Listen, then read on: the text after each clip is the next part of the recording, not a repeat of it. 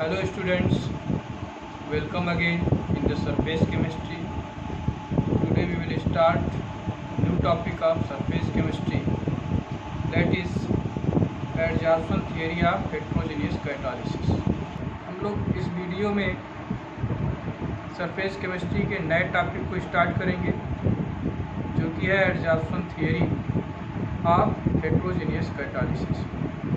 मैं आप लोगों से एक बात करना चाहता हूँ कि जितना भी सरफेस केमिस्ट्री का वीडियो हमने लोड किया है उसको बार बार देखिए, उसको समझिए और जहाँ तक कोशिश हो उससे नोट्स ज़रूर बना लीजिए। वीडियो को स्टॉप करके आप नोट्स ज़रूर बनाएं क्योंकि ये चैप्टर बहुत ही इम्पॉर्टेंट है और आपको इससे जो भी क्वेश्चन टेक्स्ट बुक में दिया गया है सारे आंसर आपको इन्हीं वीडियो से मिल जाएंगे।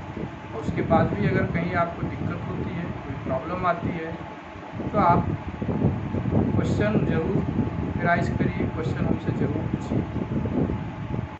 तो चलिए हम लोग टॉपिक को स्टार्ट करते हैं। Adsorption theory of heterogeneous catalysis. तो आप लोगों मैं बता चुका हूँ what is heterogeneous catalysis. Heterogeneous catalysis क्या होता है? कैटालिसिस का वह प्रोसेस जिसमें रिएक्टेंट्स और कैटालिस्ट सेम फेज में ना हो, मीन्स डिफरेंट फेज में। That means we can say that adsorbate will be gas और लिक्विड। जो एडजॉर्बेट है आपका गैस या लिक्विड हो सकता है और एडजॉर्बेंट क्या है? सॉलिड है। तो ये दोनों डिफरेंट फेज में है। ये गैस है तो सॉलिड या लिक्विड है तो सॉलिड। दोनों का फेज क्या होगा? डिफरेंट होगा। Adsorbate means reactant and adsorbent means catalyst. And we also know that on increasing concentration rate of reaction increases. Rate of reaction means adsorption means अगर हम concentration बढ़ाते हैं तो adsorption क्या होगा? इंक्रीज कर जाता है। जो कि लिक्विड के टर्म से हम लोगों ने देखा था कि extent of adsorption that means x by m is directly proportional to the rate of concentration in case of liquid is directly proportional to the concentration of adsorbate। तो और हम लोगों को ये भी पता है कि adsorption is an exothermic process। adsorption क्या है? एक्सोथर्मिक प्रोसेस है। दैट मीन्स एनर्जी क्या होती है उसमें? रिलीज होगी। मीन्स adsorption के प्रोसेस में एनर्जी क्या होती है? रिलीज होती है।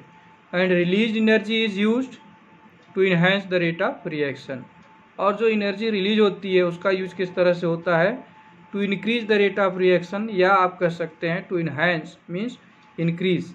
और एक्टिवेशन एनर्जी के लिए, एक्टिवेशन एनर्जी के फॉर्म में वो एनर्जी यूज की जाती है फॉर द रिएक्शन। और कैटालिटिक एक्शन क्या है? Catalytic action can be explained in the terms of intermediate compound formation. तो ये जो हेटेरोजेनियस कैटालिसिस है इसमें क्या है? एक इंटरमीडिएट कंपाउंड का फॉर्मेशन होता है। तो इसको हम लोग एक्सप्लेन करेंगे on the basis of the term of formation of intermediate compounds. और ये जो मॉडर्न एडजॉर्प्शन थियरी है, हम adsorption theory of heterogeneous catalysis जो है इसको हम मॉडर्न थियरी भी बोलते हैं। तो मॉडर्न एडजॉर्प्शन थियरी किस पे डिपेंड है या क्या है? It is the combination of old adsorption theory and intermediate compound formation. तो पहले जो एडजॉर्प्शन थियरी दी गई थी वो और इंटरमीडिएट कंपाउंड फॉर्मेशन थियरी, इन दोनों को मिला करके ये मॉडर्न एडजॉर्प्शन थियरी है और इसी के बारे में हम लोग पढ़ेंगे। इसके मैकेनिज्म को हम लोग देखेंगे। मैकेनिज्म क्या है? Mechanism of adsorption theory, it involves 5 steps. इसके मैकेनिज्म में 5 स्टेप्स इन्वॉल्व्स हैं। पहला है, फर्स्ट स्टेप में क्या होता है? Diffusion of reactants to the surface of catalyst. First step में क्या करते हैं? कैटालिस्ट के सरफेस पर हम लोग रिएक्टेंट को डिफ्यूज करते हैं। और इसके बाद सेकेंड स्टेप क्या है? Adsorption of reactant molecules on the surface of catalyst. Second step में क्या होता है? फर्स्ट स्टेप में जैसे ही हमने रिएक्टेंट को कैटालिस्ट के सरफेस पर डिफ्यूज कराया एडजॉर्प्शन स्टार्ट हो जाता है। तो सेकेंड स्टेप में जो रिएक्टेंट मॉलिक्यूल हैं उनका एडजॉर्प्शन हो जाता है on the surface catalyst. Catalyst के सरफेस पर उसका एडजॉर्प्शन हो जाता है। इसके बाद आता है थर्ड स्टेप। तो फर्स्ट स्टेप में हमने रिएक्टेंट को डिफ्यूज कराया कैटालिस्ट के सरफेस पर। सेकेंड स्टेप में हमने क्या किया, सेकेंड स्टेप में क्या हो गया, आपका एडजॉर्प्शन हो गया रिएक्टेंट का कैटालिस्ट के सरफेस पे। थर्ड स्टेप में क्या होता है, formation of intermediate complex by chemical reaction on the catalyst surface. तो जैसे ही रिएक्टेंट का एडजॉर्प्शन हुआ किस पर, कैटालिस्ट के सरफेस पर, फिर क्या होता है, जो रिएक्टेंट मॉलिक्यूल हैं उनका आपस में रिएक्शन शुरू हो जाता है और रिएक्शन करने के बाद एक इंटरमीडिएट कॉम्प्लेक्स का फॉर्मेशन कर लेते हैं। और फोर्थ स्टेप इसके बाद आ जाता है desorption of reaction products from catalyst surface. और फोर्थ स्टेप में जो प्रोडक्ट का फॉर्मेशन हुआ कैटालिस्ट के सरफेस पर उसका डिजॉर्प्शन होने लगा। डिजॉर्प्शन आपको पता है, desorption means it is the just reverse of the adsorption, means removal of product and making available the surface for reactant for further reaction. ठीक है, इस तरह से जब डिजॉर्प्शन हो गया प्रोडक्ट का तो जो कैटालिस्ट का सरफेस हुआ वो फिर से फ्री हो गया for other reactants for the further reaction. तो इस मैकेनिज्म को हम लोग इस तरह से समझ सकते हैं। सपोज करिए कि ये कैटालिस्ट का सरफेस है और ये सारे कैटालिस्ट के मॉलिक्यूल्स हैं। तो आपको पता है जो इनर मॉलिक्यूल होंगे कैटालिस्ट के, ये इनर मॉलिक्यूल हैं, इनकी कोई वैलेंसी फ्री नहीं है, इनकी सारी वैलेंसी क्या है, इंगेज है। लेकिन जो सरफेस पर हैं, सरफेस पे आप जितने देखिए जितने भी मॉलिक्यूल हैं दे हैव फ्री वैलेंसी, सब पे फ्री वैलेंसी आप देख रहे हैं कि वैलेंसी फ्री है। तो जैसे ही रिएक्टेंट मॉलिक्यूल हमने डिफ्यूज किया कैटालिस्ट के सरफेस पे, जैसे A प्लस B, एक रिएक्टेंट A है दूसरा रिएक्टेंट B है, A और B को जैसे ही हमने कैटालिस्ट के सरफेस पे डिफ्यूज किया तो होगा क्या, ये जो रिएक्टेंट के मॉलिक्यूल हैं A और B सबसे पहले क्या होंगे, एक बॉन्ड बनाएंगे, किससे, कैटालिस्ट के सरफेस से, और A मॉलिक्यूल बनाएगा कैटालिस्ट के सरफेस से और B भी बनाएगा। A क्या है, रिएक्टेंट है, B भी, दोनों डिफरेंट रिएक्टेंट हैं। तो इन दोनों का एडजॉर्प्शन हो जाएगा, मीन्स केमीजॉर्प्शन होगा। इन दोनों का क्या हो गया, केमीजॉर्प्शन, मीन्स एक केमिकल बॉन्ड बन गया इस मॉलिक्यूल और A के बीच में, रिएक्टेंट मॉलिक्यूल और A के बीच में। इसी तरह रिएक्टेंट मॉलिक्यूल और B के बीच में क्या बन गया, एक बॉन्ड बन गया। ये केमीजॉर्प्शन भी हो सकता है, फिजिजॉर्प्शन भी हो सकता है। ठीक है, जैसे ही इन दोनों का एब्जॉर्प्शन हुआ अब क्या होगा, A और B के मॉलिक्यूल के बीच में एक केमिकल बॉन्ड का फॉर्मेशन होना शुरू हो जाएगा। तो इस तरह से थर्ड स्टेप में आप देखिए, थर्ड स्टेप में क्या होता है, ये जो केमीजॉर्प्शन या फिजिजॉर्प्शन का जो बॉन्ड था A और B से कैटालिस्ट के सरफेस के मॉलिक्यूल से, वो वीक होना शुरू हो जाएगा और एक नया बॉन्ड यहाँ केमिकल बॉन्ड बन जाएगा in between A and B। इसी को हम बोलते हैं इंटरमीडिएट कॉम्प्लेक्स। इंटरमीडिएट इसलिए बोलते हैं क्योंकि अब यहाँ देखिए, यहाँ A और B के बीच में एक नया बॉन्ड फॉर्म हो रहा है, फॉर्मेशन हो रहा है एक नए बॉन्ड का। और यहाँ क्या हो रहा है, जो पहले से बॉन्ड बना था A और कैटालिस्ट के मॉलिक्यूल के बीच में और B और कैटालिस्ट के मॉलिक्यूल के बीच में, ये दोनों क्या कर रहे हैं, ब्रेक हो रहे हैं। तो ये इंटरमीडिएट कॉम्प्लेक्स हुआ क्योंकि इसमें सरफेस से ये प्रोडक्ट के मॉलिक्यूल जुड़े हुए हैं। इसके बाद नेक्स्ट स्टेप में क्या होता है, ये जो बॉन्ड है पूरी तरह से ब्रेक हो जाएगा, A और B के बीच में एक स्ट्रांग बॉन्ड बन जाएगा और इस तरह से हमारा एक प्रोडक्ट बन जाएगा।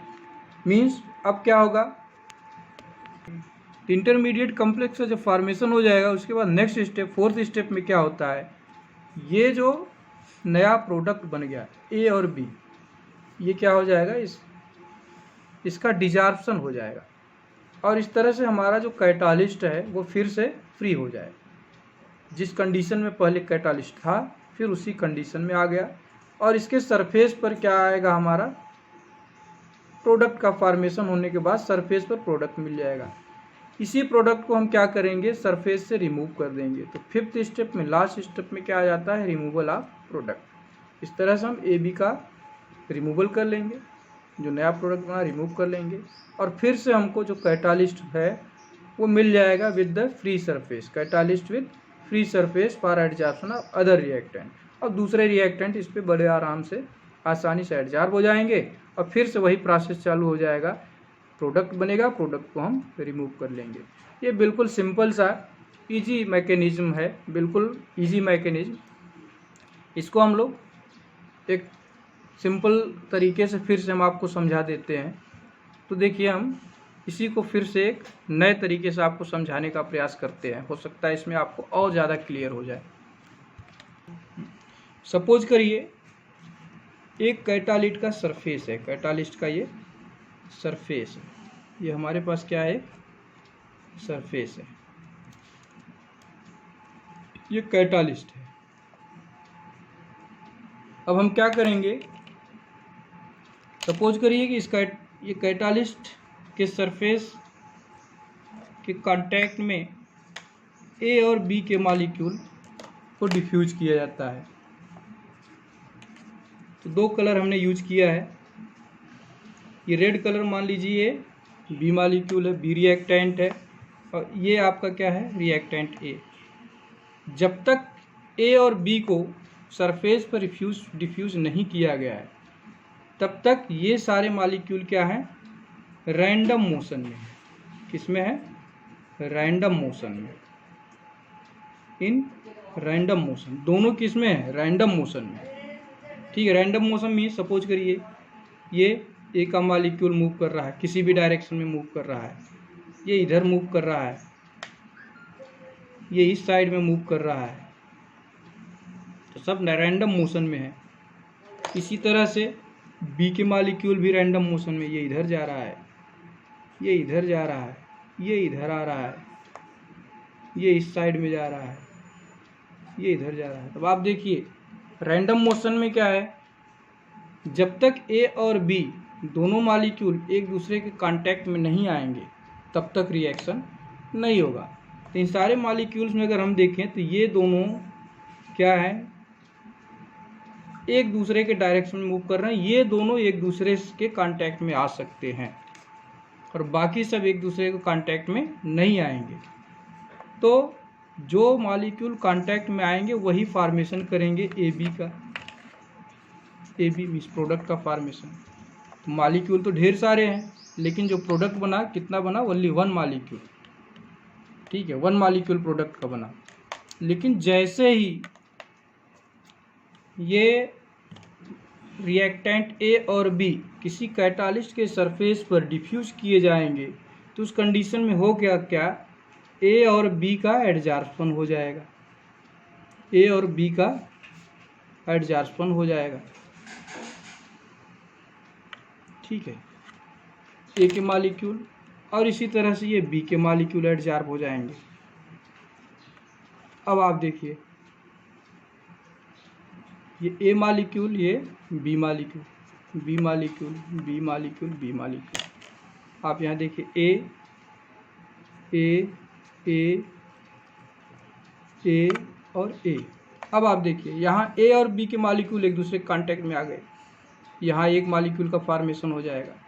ए और ए दोनों कांटेक्ट में आएंगे तो इनके बीच में कोई बॉन्ड का फॉर्मेशन होगा नहीं, लेकिन इस ए और बी के बीच में फॉर्मेशन हो जाएगा, इस ए और बी के बीच में फॉर्मेशन हो जाएगा, इस ए और बी के फॉर्मेशन हो जाएगा। मीन्स एडजॉर्प्शन होते ही जो रैंडमनेस था वो ख़त्म हो गया। रैंडमनेस ख़त्म हुई तो जो एक दूसरे के कांटेक्ट में आने की पॉसिबिलिटी थी वो बढ़ गई तो अब प्रोडक्ट का फॉर्मेशन ज़्यादा होने लगेगा। दूसरा क्या है, आपको ये पता है कि एडजॉर्प्शन क्या है, एक्सोथर्मिक प्रोसेस है। एडजॉर्प्शन क्या है, एक्सोथर्मिक प्रोसेस। मीन्स जैसे ही ए और बी मॉलिक्यूल का एडजॉर्प्शन होगा तो उसमें एनर्जी रिलीज होगी। और आपको ये पता है कि केमिकल रिएक्शन को स्टार्ट करने के लिए सबसे पहले हमको एनर्जी देनी पड़ती है, बाहर से एनर्जी देनी पड़ती है, और उसी को हम बोलते हैं एक्टिवेशन एनर्जी। अब क्या है, हमको बाहर से एनर्जी भी नहीं देनी पड़ी, जैसे ही ये एडजॉर्प्शन हुआ वहाँ एनर्जी रिलीज हो गई और वही एनर्जी किस फॉर्म में काम करने लगी, एक्टिवेशन एनर्जी का काम करने लगी और रेट ऑफ रिएक्शन को बढ़ा दिया। अब आप देखिए ये जैसे ही ए और बी का फॉर्मेशन होगा, ए और बी का जैसे ही फॉर्मेशन होगा, ये क्या होगा, इसका डिजॉर्प्शन हो जाएगा, ए और बी। जैसे ही ए और बी का फॉर्मेशन हुआ, इस ए और बी से मिलकर एक नया प्रोडक्ट बन गया ए बी, तब क्या हो जाएगा, इसका डिजॉर्प्शन भी हो जाएगा। यहाँ से क्या हो जाएगा, डिजॉर्प्शन। और इस तरह से फिर से सरफेस हमारा फ्री हो जाएगा। तो आप देखिए कैटालिस्ट, इसके न तो कोई मास में चेंज होगा, न तो इसके केमिकल कंपोजिशन में कोई चेंज हो रहा है। ये सिंपल सा प्रोसेस है, एडजॉर्ब हो रहा है। एडजॉर्ब होने के बाद रेट ऑफ रिएक्शन इंक्रीज हो जा रहा है, rate of formation of product increase कर जा रहा है। जैसे ही प्रोडक्ट का फॉर्मेशन हो रहा है, उसका डिजॉर्प्शन हो रहा है, और फिर से हमको जो कैटालिस्ट है एज इट इज़ मिल जाएगा फ्री स्टेट में फॉर द अदर रिएक्टेंट। ये बिल्कुल सिंपल सा इसका मैकेनिज्म है, और उम्मीद करते हैं कि आपको मैकेनिज्म अच्छी तरह से समझ में आ गया होगा। फिर भी कोई डाउट अगर होना होगा तो आप ज़रूर क्वेश्चन पूछिएगा। There are some important points to note for this theory, that this theory explains, ये थियरी एक्सप्लेनेशन करता है कि how catalyst remain unchanged in mass and chemical composition after the completion of reaction.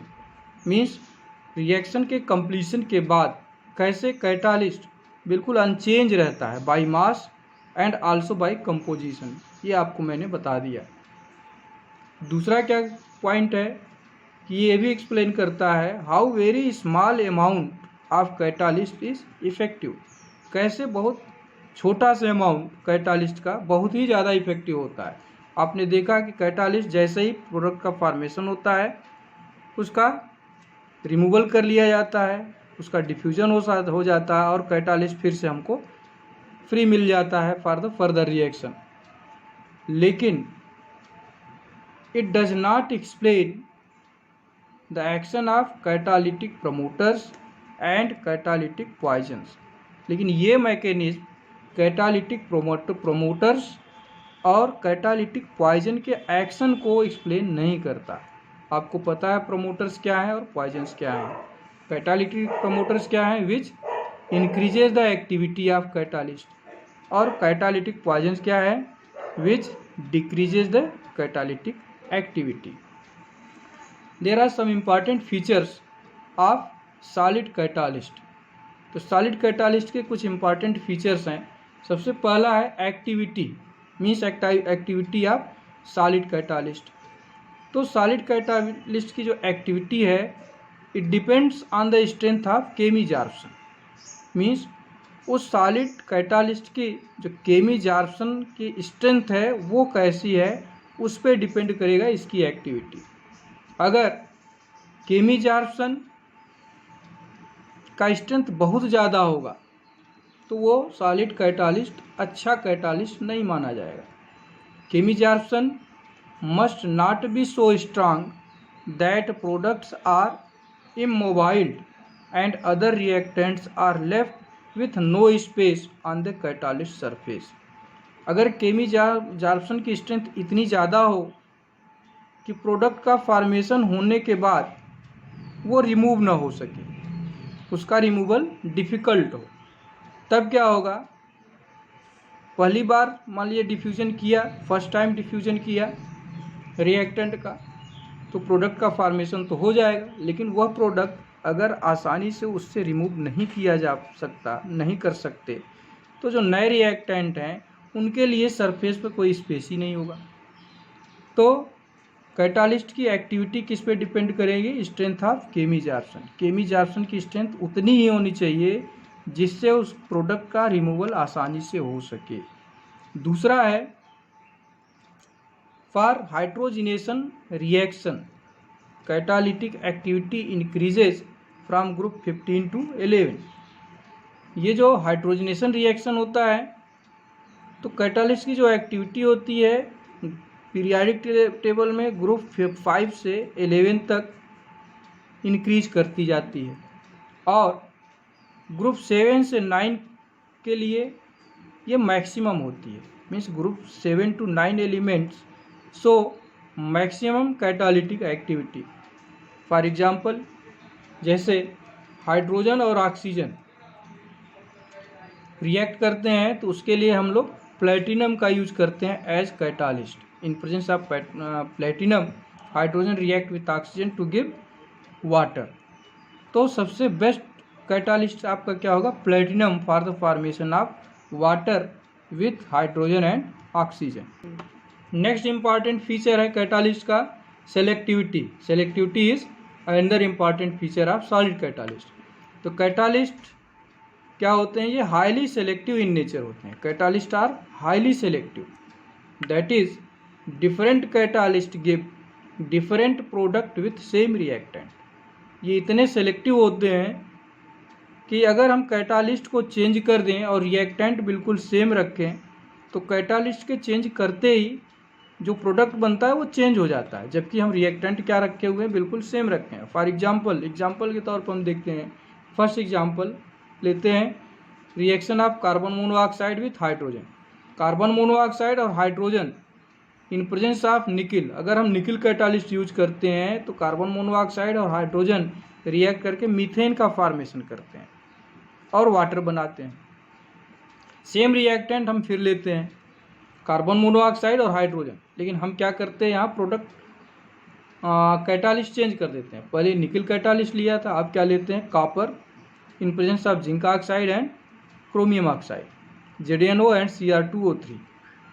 अगर ये catalyst के form में हम लोग लेते हैं इन तीनों को तो यहाँ हमारा बनता है CH3OH, मिथेनॉल बन गया। जबकि अब फर्स्ट कंडीशन जब हमने निकल लिया था तो वहाँ मीथेन का फॉर्मेशन हुआ था, लेकिन जैसे ही हमने कैटालिस्ट को चेंज किया और रिएक्टेंट बिल्कुल सेम रखा, प्रोडक्ट हमारा क्या हो गया? चेंज हो गया, बन गया मीथेनॉल। थर्ड कंडीशन क्या होती है? सेम रिएक्टेंट हम लेते हैं, कार्बन मोनोऑक्साइड ले लिया और हाइड्रोजन ले लिया, और यहाँ इस बार क्या लिया? केवल कॉपर को ले लिया एज ए कैटालिस्ट। फिर क्या बन गया हमारा? HCHO, that is formaldehyde. Formaldehyde means जैसे ही हमने कैटालिस्ट को चेंज किया हमारा प्रोडक्ट चेंज हो गया, जबकि जो हमारे रिएक्टेंट हैं क्या है? बिल्कुल सेम है। इस तरह से हम देखते हैं जो कैटालिस्ट हैं ये क्या है? हाईली सेलेक्टिव इन नेचर है। Means different catalyst give different product with same reactants. Next topic है स्टूडेंट्स आपका shape selective catalysis by zeolites.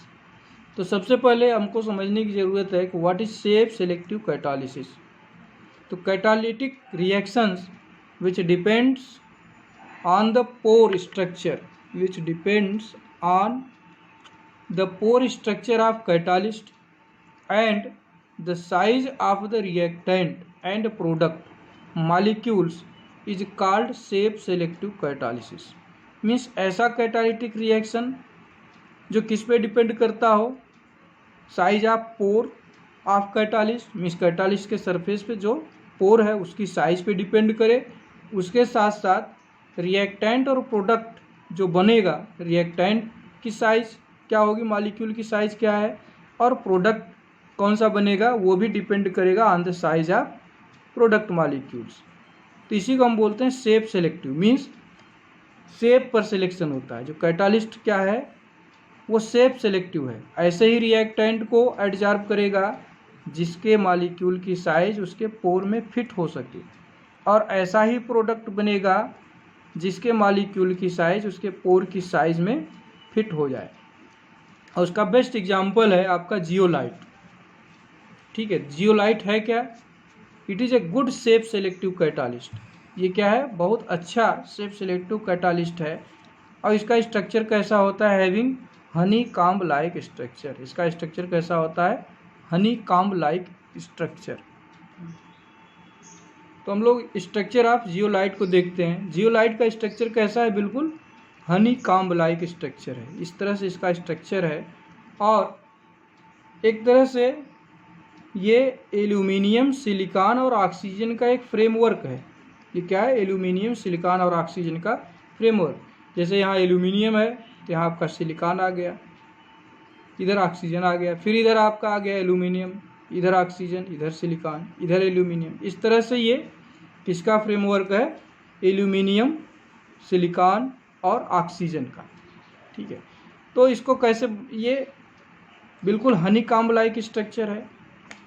और एक्चुअली है क्या, ये सिलिका से जब हम किसी सिलिकॉन एटम को रिमूव करके वहाँ एल्यूमिनियम की एंट्री करा देते हैं तो हमारा जियोलाइट का फॉर्मेशन हो जाता है। तो it is Honey comb like structure with AlSiO framework. Occurrence इसका क्या है, it is found in nature, ये नेचर में भी पाया जाता है, एज वेल एज सिंथेसाइज, इसकी हम सिंथेसिस भी कर सकते हैं। तो जियोलाइट नेचर में भी पाया जाता है, उसके साथ साथ इसको हम सिंथेसाइज भी कर सकते हैं। यूज, इसका यूज़ बहुत इंपॉर्टेंट यूज है in the petrochemical industry. Petrochemical industry में जियोलाइट का बहुत ज़्यादा यूज है और बहुत इंपॉर्टेंट यूज यह है कि for cracking the hydrocarbons and isomerisation, hydrocarbons को क्रैक करने में इसका यूज किया जाता है और उसके साथ साथ आइसोमेराइजेशन में यूज किया जाता है। सबसे इम्पॉर्टेंट एग्जाम्पल है जियोलाइट का ZaSm5। ZaSm5 it is very important zeolite, जिसका यूज करते हैं to convert the alcohol into petrol. Alcohol को पेट्रोल में कन्वर्ट करने के लिए ZaSm5 का यूज करते हैं हम लोग, जो है क्या है, एक तरह का एक जियोलाइट है। इसका फुल फॉर्म क्या है, zeolite Socony Mobil 5। ZaSm5 means zeolite Socony Mobil 5। तो इस तरह से ZaSm5 is very important because we can change the alcohols into petrol या गैसोलीन। Gasoline means petrol. तो डायरेक्टली ये क्या करता है, एल्कोहल को डायरेक्ट कन्वर्ट कर देता है किसमें, पेट्रोल में। So it is very important. तो स्टूडेंट्स इसको आप जरूर याद रखिएगा, इससे क्वेश्चन बनता है और ये बहुत ही इम्पॉर्टेंट टॉपिक है आपका जियोलाइट और self selective catalysis. So students, that's all for today and we will continue in next video with new topic of surface chemistry, that is enzyme catalysis.